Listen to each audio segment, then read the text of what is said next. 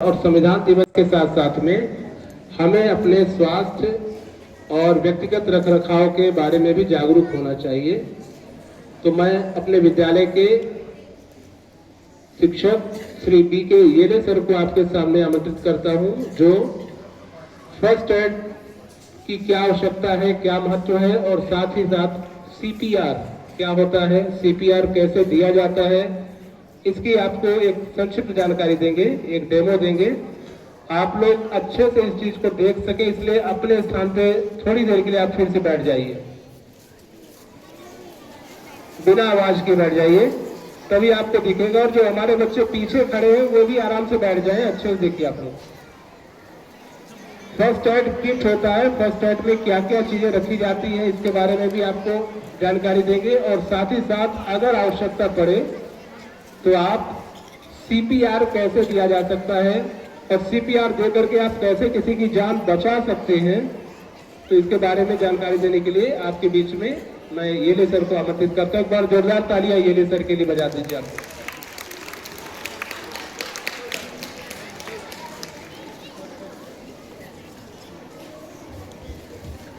सुप्रभात बच्चों, सुप्रभात।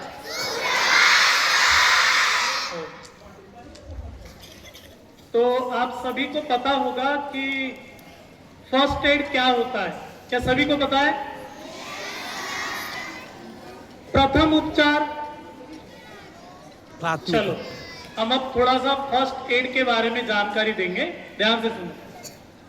फर्स्ट एड को प्रथम उपचार या प्राथमिक चिकित्सा या फिर प्रथमोपचार, इन तीन नामों से जाना जाता है। तो ये हम कब देते हैं किसी व्यक्ति को, इसके बारे में किसी को जानकारी है? चलो ध्यान दो। जैसे ऐसी कोई आपातकालीन स्थिति आ जाती है, किसी को चक्कर आ गया या कहीं दुर्घटना हो गई, किसी को चोट लग गई, किसी को दिल का दौरा पड़ गया, तो ऐसी स्थिति में अस्पताल ले जाने के पहले उस व्यक्ति को किसी प्रशिक्षित या अप्रशिक्षित व्यक्ति द्वारा कम साधनों के सहायता से जो भी चिकित्सा वहां दी जाती है उसको हम प्रथमोपचार कहेंगे। उसको फर्स्ट एड ये भी कह सकते हैं अंग्रेजी में। तो इनमें बहुत सारी चीजें होती है, हमें क्या क्या करना पड़ता है। जैसे किसी व्यक्ति को समझो बहुत ज्यादा चोट लगी है, तो उसके चोट को वहां से यदि रक्तस्राव हो रहा है तो उस रक्तस्राव को पहले हमें रोकना होता है। उस चोट को आयोडीन से, टिंचर आयोडीन से या डेटॉल से हमें क्लीन करके उस पर मरहम पट्टी लगानी पड़ती है। या किसी की हड्डी टूट गई हो तो उसको वैसी ही स्थिति में उस हड्डी को थोड़ा सा पट्टी बांधकर उसके शरीर से, मतलब वो इस तरह बांध दिया जाता है ताकि उसका हाथ, अगर हाथ की हड्डी टूट गई हो तो वो ज्यादा हिले नहीं और उस व्यक्ति को तकलीफ ना हो। तो इसमें अगर कोई व्यक्ति बेहोश हो जाता है या उसको दिल का दौरा पड़ जाता है, ऐसी स्थिति में हम CPR भी देते हैं। CPR यह प्रथमोपचार का एक भाग है। तो सबसे पहले ये जो दो स्टूडेंट हैं ये आपके सामने CPR का डेमो करेंगे, ध्यान से देखना, ठीक है? अच्छा, किसी को पता है CPR का फुल फॉर्म क्या होता है? CPR क्या होता है? तो CPR का मतलब होता है, CPR का full form cardio pulmonary resuscitation.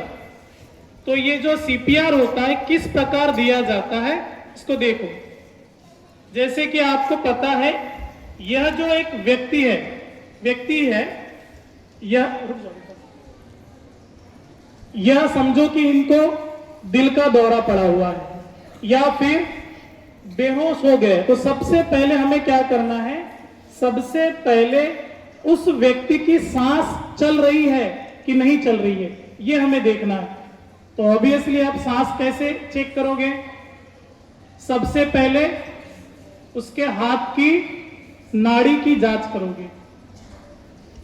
उसके बाद भी आपको यदि थोड़ा सा डाउट हो तो अपने कानों को उसके नाक के पास ले जाकर आपको चेक करना है कि वो सांस ले रहा है या नहीं। इससे आपको पता चल जाएगा कि वो व्यक्ति सांस लेने में उस व्यक्ति को तकलीफ हो रही है या उस हिसाब से सांस नहीं ले पा रहा है जिस प्रकार से लेना है। तो ऐसी स्थिति में आपको उसके दोनों हाथों को स्ट्रेट रखना है। उसके बाद उसके चेस्ट पर इस प्रकार से, ये देख लो आपके हाथों की पोजीशन कैसे होनी चाहिए सीपीआर देते वक्त। इस प्रकार से उसके चेस्ट पर आपको पंप करना पड़ता है, कंप्रेस करना पड़ता है। ये जो दबाव डालना पड़ता है, ये जो आपका दबाव है ये 2 मिनट में, मतलब 100 से 120 सेकंड के बीच में 30-2 के 5 सेट होने चाहिए। 5 सेट कैसे? 30-2 मतलब क्या होता है? तो 30 बार आपको दबाव डालना है, कंप्रेस करना है।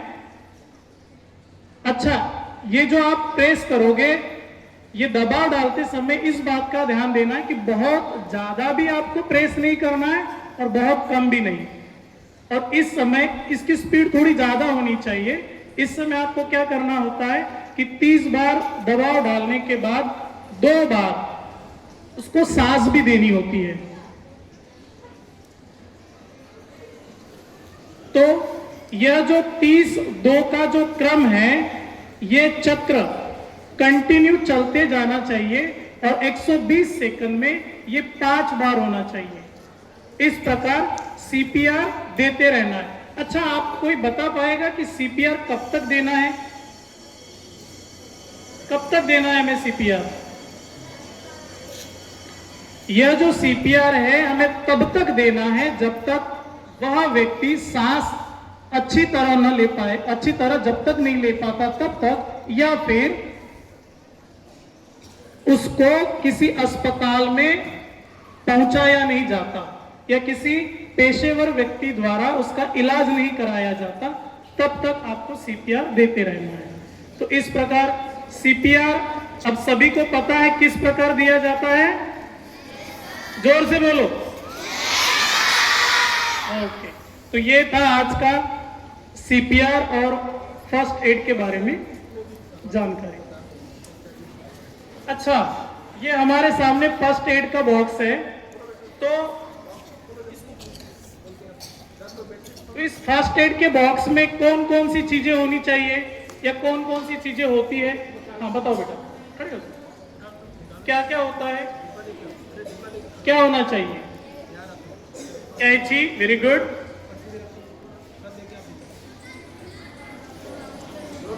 जोर से। ओके ओके, चलो मैं ही बता देता हूं। जो जो सामग्री हमारे पास यहाँ अभी उपलब्ध है, देखो सबसे पहले तो ये रुई होनी चाहिए। इसका इस्तेमाल तो पता ही है, कपास। ठीक है, आपको इसी के साथ ये एक पट्टी मिल रही है। ये जो पट्टी है इसको बैंडेज पट्टी भी कहा जाता है ना। इस पट्टी की सहायता से हम किसी व्यक्ति की चोट पर बैंडेज बांध सकते हैं, लेकिन उस चोट को अच्छी तरह साफ करना है। तो साफ करने के लिए आप किस चीज का इस्तेमाल करोगे? डेटॉल। ओके, डेटॉल ना हो तो डेटॉल की जगह टिंचर आयोडीन भी होता है, और भी ऐसी क्लीन करने के लिए कुछ चीजें वहां दी गई होती है। साथ ही एक एंटीसेप्टिक क्रीम होती है। ऐसी बहुत सारी चीजें होती है इस फर्स्ट एड बॉक्स में, तो इसकी जानकारी आपको होना चाहिए। ठीक है।